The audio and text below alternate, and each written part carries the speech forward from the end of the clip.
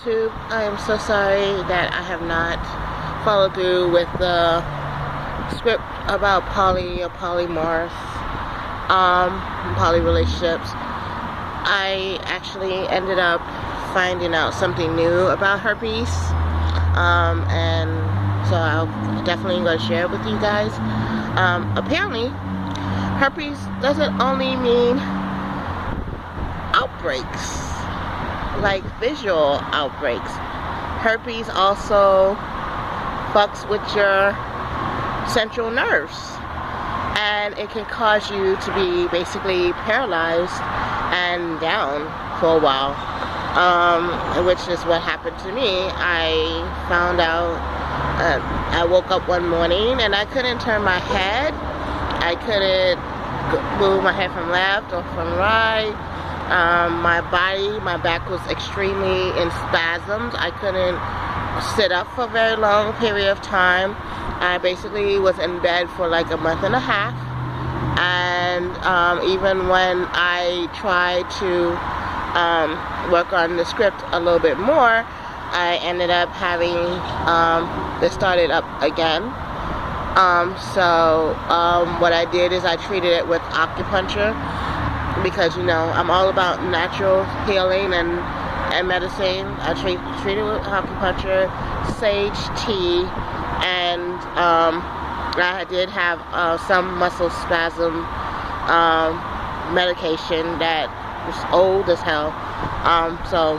That's basically how I ended up getting over it. I will tell you, I will put it in the description what it's called. I think it's called Benign Syndrome, and it could also be PHS.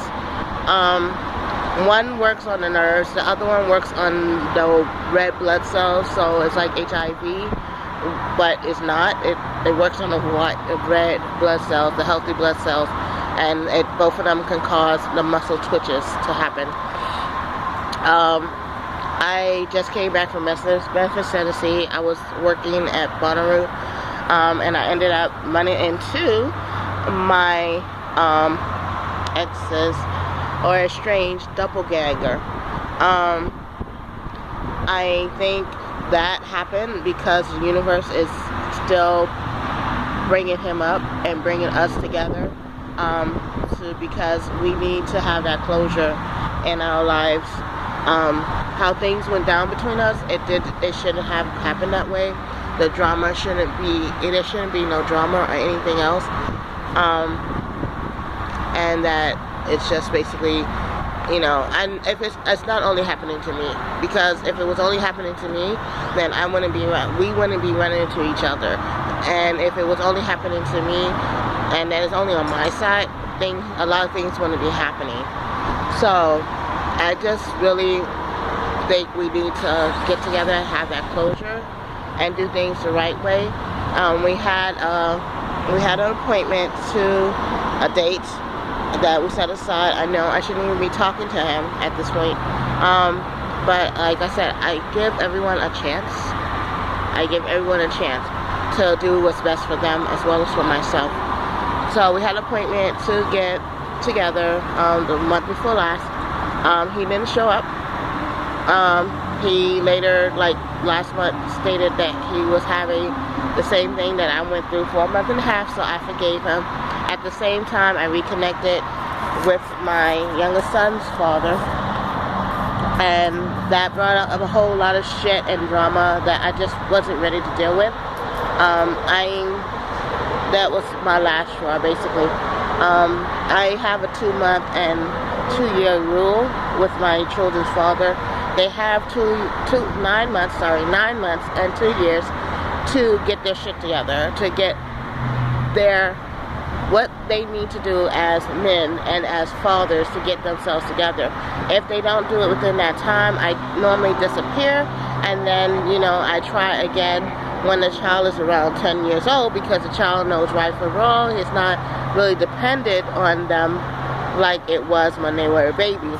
And you know, as far as, you know, having to wipe them or change their diaper or you know, bathe them, because they basically do that stuff on their own. And again, and it never seems to fail, that to amaze me or to fail, that they fail at that. So he's not, basically he's not clean. Simple as that. He's not clean. He's still fucking getting high. And probably more so now than it was back then. And so that was something that really messed me up, as well as, you know, it caused drama to my son because he was calling high and saying all kinds of crazy shit. Getting back to my ex. So I went to Bonnaroo, saw his doppelganger, and it basically brought up a whole lot of emotions and feelings that I have been suppressing. 1, horny. 2, hurt. And, you know, all this other stuff. Because of that, I basically verbally started assaulting everyone that I was on my crew on my way back. When we talked and he explained to me what happened and why he didn't meet me, I started flirting with him. And so, you know, and he flirted back. So there's feelings still there. But I just, at this time, this point in time, I don't think it's wise for us to try to hook up or get together when there's so much shit that's harnessing in my spirit, in my heart. And I'm pretty sure, again, like I said, I'm not the only one.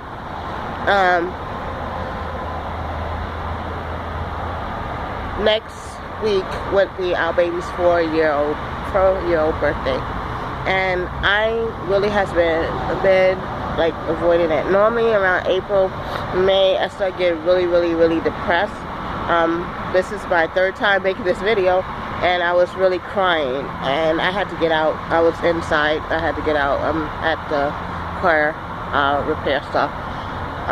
But I think it's affecting me right now because of the emotions.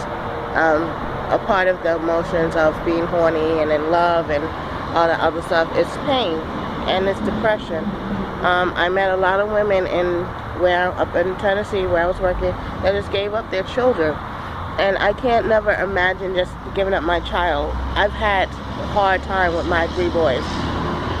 Everybody who knows me knows I have a hard time raising my boys, and I never gave up on them. Not even my middle son that was caught up in the system. I never signed over my rights to him. I always fought for him. I kept coming to court for him, and now he's 22. He signed himself out, you know, and the case is closed. But I never stopped. Even right now, even though the case is closed, I still talk to my kid. I still tell him, you know, give him advice and stuff like that. I don't give up on my children. And I just don't understand how people could just give up on something so beautiful, so much love as a child. My baby's youngest son's father just doesn't know what he's missing. My baby is so smart. And he chose drugs. He chose something that is non-existent, non-breathing for a beautiful life. And I just don't understand it. I don't understand how people could do that. Yeah. So anyway, the point of the whole story is you cannot run. You cannot run from yourself. You cannot run from your pain. You cannot run from things that hurt you. You can go all over the world and you will still run into that pain, that if you don't get it healed and you don't get it fixed. So remember, love yourself. Be true to yourself. Be kind to yourself. Forgive yourself. Forgive others. And always make the most of your day. What is your day one? Take care.